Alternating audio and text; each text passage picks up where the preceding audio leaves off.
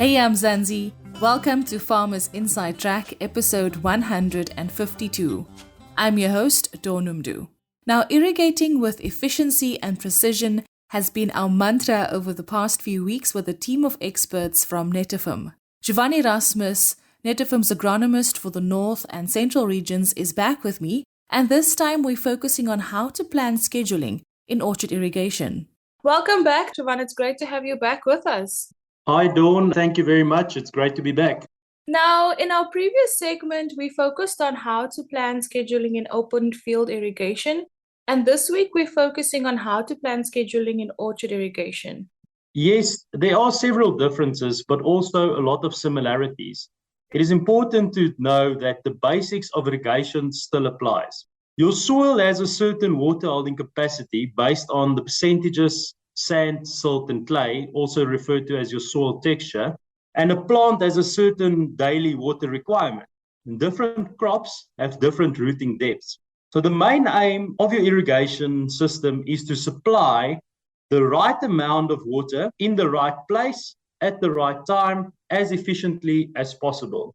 So some of the main differences of orchard irrigation compared to open fields, I would say, is that orchards tend to have deeper root zones compared to open field crops. And in orchards, you also tend to have wider plant spacing, something like 7 or 6 meters plant spacing compared to open field crops where you have plant spacings of 0.8 or 0.9 of a meter or 1.5 meters, depending on the crop you're working with. This leads to orchards generally using 2 to 3 drip lines per plant row, and open field, you generally use 1 drip line for 1 to 2 plant rows. With the deeper root zones, one also tends to irrigate longer hours in orchards compared to open fields to be able to irrigate to a deeper depth to reach your specific root zone of your specific crop. Orchard root zones tend to be generally between 40 and 60 centimeters deep compared to open field crops, specifically veggies, having root zones of between 10 if you're talking about cabbages and 30 to 40 centimeters if you're talking about tomatoes and peppers and stuff like that. Now, Jovan, are there specific guidelines for new farmers to ensure optimal production when scheduling orchard irrigation? Again, it is very difficult to list 1 or 2 things that ensures optimal productions. Guidelines for me for a new farmer would be firstly to focus on the basics. Doing the basics right can already get you there. When you have the basics under the knee, you can start to look at optimizing a few things to get you to your optimal production. Young orchards tend to take long to return investments. Do not neglect your orchard in the first few years, because this is important to ensure your long-term productivity. I see too often that people neglect young orchards and then expect them to be productive early, but in the end of the day, delaying returns on investment by another year or 2.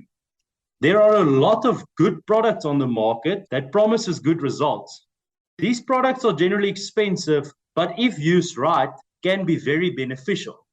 But in most cases, just focusing on getting your irrigation right is 90% of the success. To sum it up, get your irrigation right before spending too much money on miracle products. In our previous segment, you highlighted the importance of measuring and adapting your irrigation schedule. Does the same concept apply for orchard irrigation? Yes, the same concepts definitely apply. When talking about irrigation, those basics apply where you have a crop with a certain root zone and you have to apply the water to that root zone to be available to the crop. So that's basically the idea of irrigation, and it applies to most of the scenarios. You have to learn to know your soil and you have to learn to know your irrigation system. So some pointers I have to do this, to know your soil and your crop and your irrigation system, is to dig profile pits in your orchards to see how deep your roots are. And then you can also make use of a hand auger to see how deep your irrigation event wets your specific soil. After that, after knowing your rooting depth and knowing your wetting depth of an irrigation event, you can adjust your irrigation times so that you can match your irrigation depth with your rooting depth. You can make use of soil moisture probes It is very important, although, when making use of soil moisture probes, is to install them correctly and also to calibrate them to your specific soil and your specific crops. If you don't calibrate your probes correctly, you will end up getting the wrong information.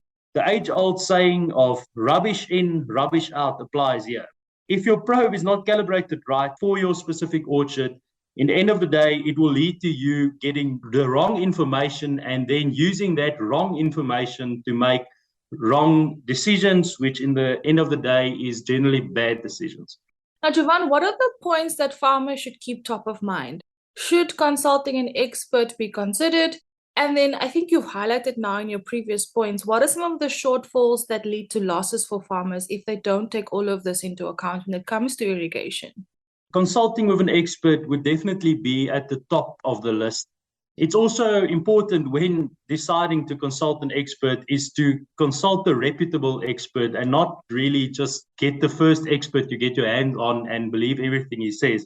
There are a lot of experts out there with a lot of experience in a multitude of different scenarios, and having those people consult you, and they will also understand your specific scenario better and know what to look for, stuff that you might miss. It's a crucial part is to have that external knowledge giving you inputs in the planning phase of your orchard.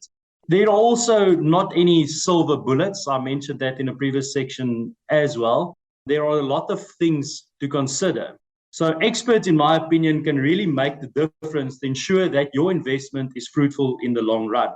Some of the common shortfalls, I'm actually just going to mention one because that's the main issue I see in a lot of orchards across the time I've been working is over irrigation.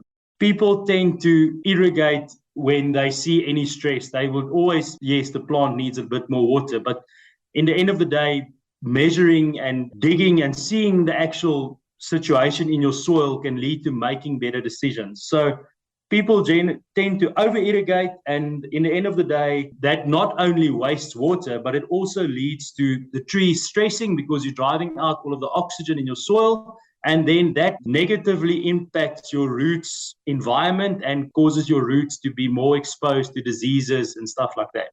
Thank you so much for giving us an overview of the importance of scheduling in orchard irrigation and all that comes with that. Do you have any final comments as we wrap up? Yes, Dawn, thank you again for hosting me.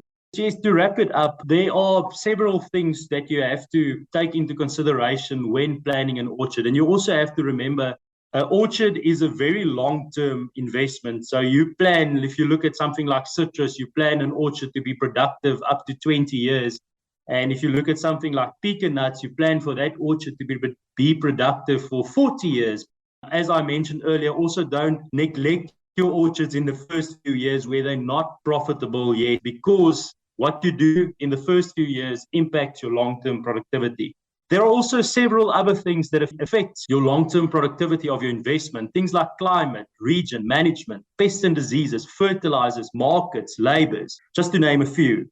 Farming can be a very fruitful investment and can look very lucrative when doing the sums. But farming is not easy and has many aspects that affect it. Making sure you plan properly is the most important thing before spending any money on that investment. Again, if you fail to plan, you plan to fail. Thanks so much, Jovan, once again for joining us here on Farmers Inside Track. He's, of course, Netafim's agronomist for the North and Central regions. And that, of course, brings us to the end of this episode. Remember, if you loved it, please rate it and share it with your friends, family members, and don't forget your fellow farmers. From me, Dawn, our producer Megan van der Vent, and the rest of the Food from Mzansi team, have an absolutely beautiful week. Bye for now. Life in South Africa can be a lot. I mean, scroll through Twitter for a minute and tell me I'm wrong. Thank God for South Africans though, right? We're inspiring, and even on the bad days, we fight back with a smile. That's why I love Food for Mzansi so much. They're not ashamed to celebrate the ordinary unsung heroes who work every day to put food on our nation's tables. Go to foodformzansi.co.za and never miss an inspiring story.